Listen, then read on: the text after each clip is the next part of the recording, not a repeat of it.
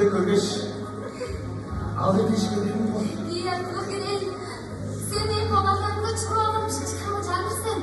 Senin kızın niye dişlerinde gölgenin şişkanı olacak mısın?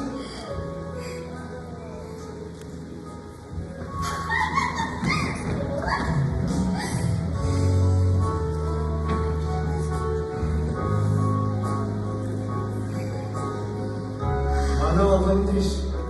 Çetirdim. Bu adamın yaşadığını çiğnedim. Neyin açıldığı azal var bizde? Yes. Senin yerin bozukluğun yerin başlığının yeşil kesinler. İkisi, benim işlerimde azal aldığında benim birkaç çok kişilerim değil. Senin çok işlerini yerin geçirdiğin çok tuzla var. Çektim. Çok tuzla var. Uyuza greta, hince, şutlu çalını gece.